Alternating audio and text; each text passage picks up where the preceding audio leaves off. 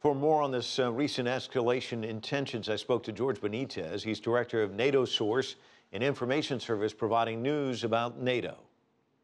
I think we continue to see a very dangerous escalation coming out of Moscow. There continue to be violations of the Minsk II agreement, and we're also seeing much more of these exercises that they're doing. And the problem with these exercises is not just that they're large. Initially, this recent one was supposed to be about 40,000 troops, but at the last minute, Putin doubled it to 80,000 troops, but also that he's doing these snap exercises. Now, a few months ago, NATO announced that it would set up what it's calling a rapid reaction force to counter what it characterizes as Russian aggression. How do you see this force working, and how would it respond? It's about a brigade-sized force of about 5,000 troops, and it's meant to be a deterrence, to be able to be deployed for crisis, to prevent them from escalating and getting worse, and also to signal the strong political unity and cohesion and support for the alliance for any of its frontline allies that may be endangered by any more Russian aggression. I was going through some recent articles, and in a lot of them it says, for the most part, Minsk II has been holding, that a lot of the heavy weaponry has been coming back.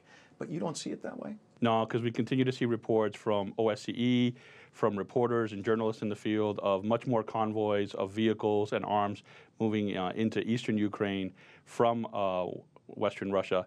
And as well, we're also continue to see some violence, some artillery shelling going on in some of the parts of Ukraine coming from the rebel-held areas. It's interesting because the narrative here in the West is there's Russian aggression, and yet I went through some European dailies just to kind of pick out some stuff.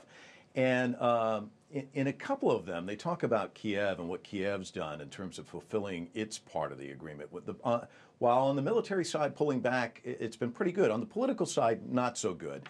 And Le Monde said that the French daily quoted an anonymous source close to the French president as saying, it resembles a dialogue of deaf people, very unhappy with Kiev's moves. Is Kiev playing into Russia's hands by doing this sort of thing? Can they be doing more to de-escalate, ramp down things, you think? Well, Kiev, the government in Kiev is in a very difficult position because they want to abide by the peace agreement and they're trying to comply and to implement it. But at the same time, they have to respond to these military attacks and these violations that continue to come from the Russian-held areas.